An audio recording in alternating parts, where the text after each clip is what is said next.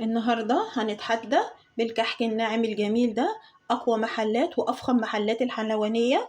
مش هنشتري كحك من بره تاني، هنعمل كل حاجة حلوة في بيتنا بأقل التكلفة وبأقل المصاريف وبأقل مجهود وبكميات أكبر ومضاعفة وأضعاف مضاعفة من تمن اللي احنا بنجيبه من بره. فالنهاردة هنعمل مع بعض الكحك الناعم الجميل اللي ريحته قلبت الدنيا كلها. هنعمله بالملبن، وهنعمل بالعجوة، ونعمل بالعجمية، ونعمل السادة، ونعمل وبالمكسرات وبكل الحشوات اللي احنا عاوزينها. هنشوف دلوقتي الفيديو من أوله لآخره. الكحك قدامنا اهو بالسكر ومن غير السكر، شايفينه ناعم ازاي، والملبن جواه جميل وطري ازاي، والمكسرات باينة فيه. شايفين الكحك عامل ازاي، بيدوب دوب كده جميل جدا جدا. فيلا بينا على الفيديو من أوله لآخره نشوف الكحك الجميل ده وصلنا للنتيجة دي ازاي، اللي نتحدى بيها أفخم محلات الحلويات. فيلا بينا، ما تنسونيش في اللايك والشير. يلا بينا ونسمي الله ونصلي على الرسول عليه أفضل الصلاة والسلام. عندنا دلوقتي هنقول مقادير كيلو الكحك اللي هو الناعم. تمام، عندي كيلو دقيق. يا ريت لو مخصص للكحك والبسكوت ده يبقى تمام، مش في إمكاننا نجيب ده أو ده، مش متاح. الدقيق الفاخر اللي هو استخراج 73% ده بيبقى ممتاز، اللي هو متعدد الاستخدامات. تمام، عندي نص كيلو من السمنة. والسمنة احنا بنسيحها، بناخدها من العلبة أو من البرطمان أيا كان. بنسيحها على نار هادية النص كيلو، وما نوصلهاش لدرجة الغليان، يا دوبك تفك وتسيح. بعد كده نسيبها تبرد، نفضيها في حاجة ونسيبها تبرد، وبعد كده هنحطها في التلاجة من بالليل لغاية تاني يوم ونشتغل بيها كده. وعندنا كوباية إلا ربع من المية الساقعة، تمام الباردة. وعندنا ربع كوباية من الحليب البارد. وعندنا مقدار من السمسم زي ما انت عاوزة، الأحمر المحمص. تمام، ولو مش عايزة ممكن تستغني عنه. وعندنا كمان ده محلب مطحون، أو بهارات كحك اللي هي تستخدم للكحك فقط. لو مش عايزة ده ولا ده ممكن برضو تستغني عنه. تمام، وعندنا كمان معلقة كبيرة، معلقة كبيرة من الخميرة البودرة. وعندنا كمان 5 معالق من السكر البودرة. وعندنا معلقة ونص صغيرة بيكنج باودر. تمام، وعندي كمان هاخد من العلبة دي نص معلقة فانيليا. وطبعا كيلو كحك، فلو عايزة تعملي أكتر من كيلو انتي بتضعفي كل المقادير دي. تمام كده، كل المقادير والمكونات اللي احنا محتاجينها واللي ممكن تستغني عنه في المقادير او المكونات. البهارات بتاعة الكحك او المحلب، ممكن تستغني عن السمسم. اي حاجة تانية طبعا ما ينفعش تستغني عنها. انا كده هبدأ ان انا اجهز الملبن بتاع الكحك. بجيب الملبن عندي، طبعا الكمية على حسب كمية الدقيق اللي انت هتعمليها، او على حسب الكمية اللي هتعمليها بالحشو. تمام، انا عندي هنا كمية الملبن اهي. اي مكسرات عندك تكون مجروشة، ما تفرمهاش قوي يعني، تبقى مجروشة يعني قطع كده. اي مكسرات عندك متوفرة. فانا دلوقتي هبدأ اجهز الملبن. فهحط عليه حوالي معلقة كبيرة زبدة أو سمنة بلدي أو فلاحي.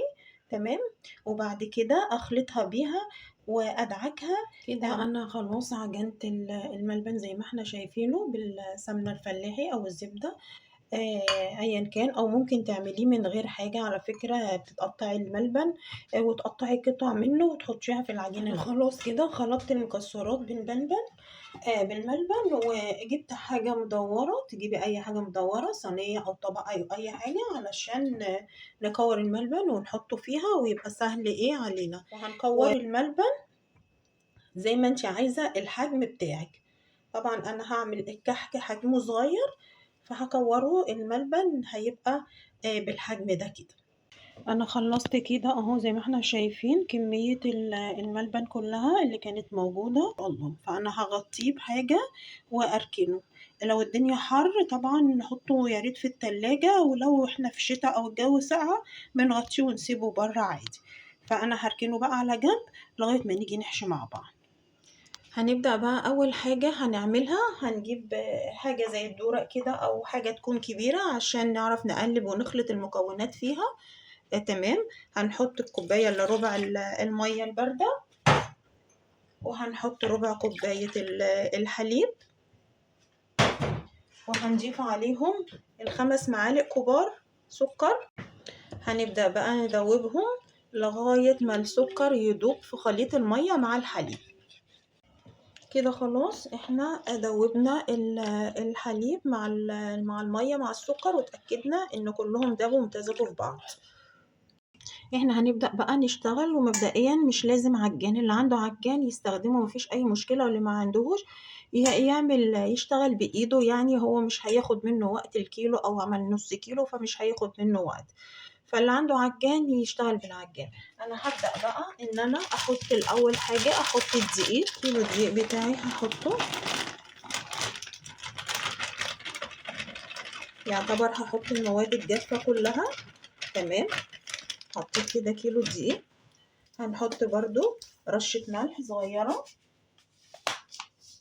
تمام، هنحط المعلقة ونص صغيرة بيكنج باودر، هنحط المعلقة الكبيرة الخميرة. تمام، هنحط حوالي معلقة صغيرة من المحلب أو بهارات الكحك.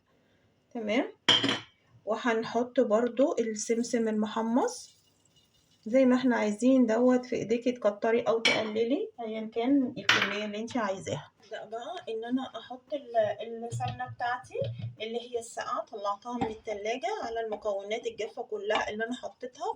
وما تخافيش من سقعيه الحاجات اللي احنا حطيناها دي، مش هتعمل عرق للدقيق خالص.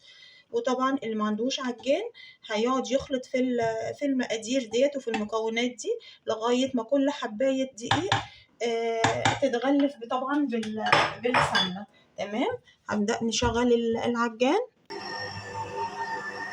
لو عملتيه بايدك العجين بتقعدي طبعا تدعكي فيه وتبسي فيه لغايه ما كل حبايه دقيق بتتغلف بالسمنه، الماده الدهنيه اللي انت حطاها، وتبقى عامله تفضلي بقى تبسي بايديكي وتدعكي لغايه ما العجينه تصبح يعني القوام اللي احنا المطلوب واللي احنا عايزينه. عايزه اوريكم بس العجينه، شوفوا بتوصل لمراحل مختلفة كده. الدقيق اتشرب بالسمنة كلها وبقى عامل زي الرمل المبلول، كل الدقيق اتغلف بالسمنة. فهنتنينا نضرب كده سواء على ايدينا او في العجان لغاية ما نوصل للقوام العجينة الكريمي. تمام، احنا نسينا نحط المعلقة ونص الفانيليا، فهنحطها دلوقتي مفيش مشكلة، معلقة ونص صغيرة فانيليا المكونات. تمام، وهنبدأ نشغل برضو العجان تاني لغاية ما نوصل للعجينة الكريمية اللي احنا عايزينها. ولما نوصل للقوام الكريمي ده للعجينة بقى هنبدأ بس نجمعها من البولة بتاعة العجان، ونبدأ نضيف السوائل بقى اللي هو الحليب بالمية. كده هنبدأ نشغل ونضيف 3/4 الحليب بالمية، ونخلي الربع ويا دوبك بس العجينة تلم. احنا مش عايزين نعجل كتير عشان ما يعملش عرق، العجينة تلم وبعد كده نقفل بقى عليها. احنا كده حطينا 3/4 الكمية. احنا شايفين بدأت العجينة اهي تلم، وطالما لمت كده يبقى المقادير مظبوطة، العجينة هتكون مظبوطة. بدأت تلم كده، هنبدأ نحط لها بقى الربع اللي باقي من السوائل. احنا مش هنعجن كتير طبعا، هي العجينة بدأت تلم اهي، ثواني بس ونقفل عليها على طول. كده العجينة بتاعتنا خلاص جاهزة، لمت خالص وما كترناش في العجن طبعا، عشان احنا عارفين ان حاجة العيد كلها النواعم والبسكوت والكحك والحاجات دي مش عايزة تتعجن، يعني مجرد ان نلم العجينة بس كده. كل الخطوات اللي اتعملت طبعا في العجان دي بتتعمل على الايد لو مفيش عجان ولا مضرب كهربائي. تمام، فاحنا كده خلاص العجينة كده تمام. نغطيها ونسيبها بس ترتاح عشان المكونات كلها تتدخل في بعض لمدة 10 دقايق كده. مر على العجينة 10 دقايق فاحنا هنختبرها. تمام، هناخد حتة كده ونكورها ما بين ايدينا كده، ونحاول نضغط عليها.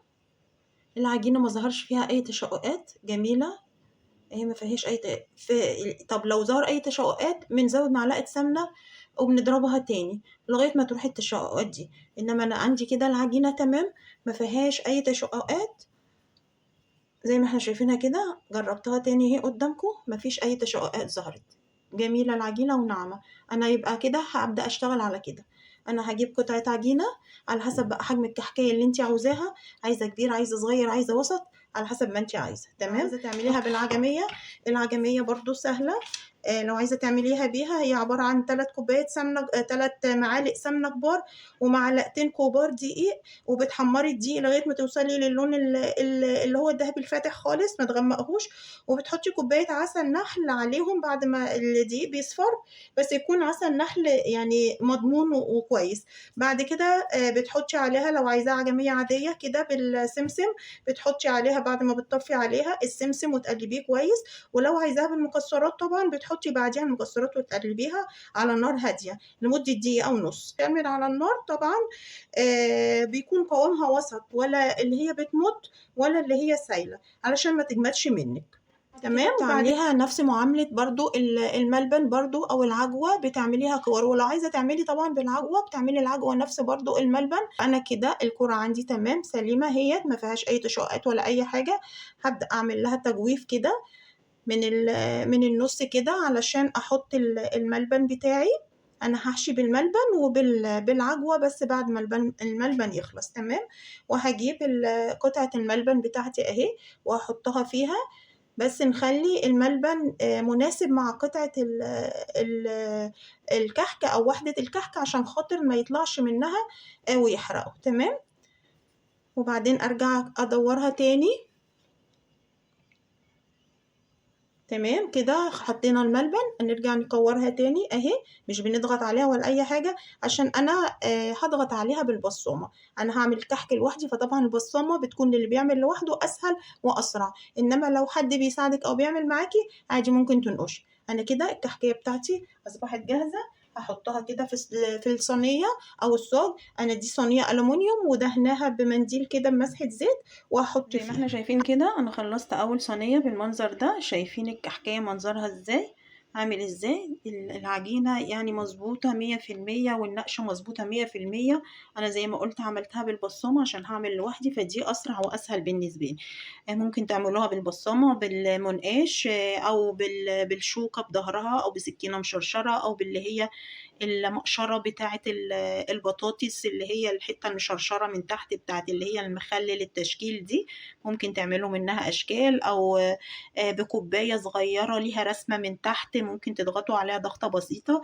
وأنا بصوا مش ضغطة عليه قوي، الكحكاية زي ما انتوا شايفين كده عالية مش مبططة. انا يا دوبك كورتها وحشيتها وحطيتها، وبعدين رحت ضغطة عليها بس، يعني حطيتها دايرة زي ما هي وضغطت ضغطة بس بسيطة، بحيث ان هي تاخد شكل البصامة زي ما احنا شايفين كده. وطبعا بنخبزها على في فرن مسبق التسخين على درجة حرارة من 160 ل 170. بيقعد حوالي ربع ساعة كده. أول ما نلاقيه احمر من تحت وخد اللون الذهبي الفاتح، بنفتح عليه الشواية أقل من دقيقة، أو تقفي قدامها لغاية ما اللون يبقى اللي هو الذهبي الفاتح من فوق كده. دي كانت عندي نتيجة كيلو الدقيق. طلع لي الكمية دي كلها ما شاء الله. وهي عاملة ازاي اهي، جميلة جدا.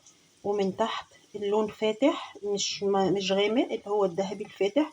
التسوية 10/10. جميلة العجينة ما فيهاش اي غلطة. التشكيل طالع زي ما هو، زي الرسمة بتاعت البصامة بارزة اهي، زي ما هي، زي ما دخلت زي ما خرجت. اكتر من 100 حباية كحك، او اكتر من 100 حباية زي ما احنا شايفين كده السوا، ولا اروع من كده.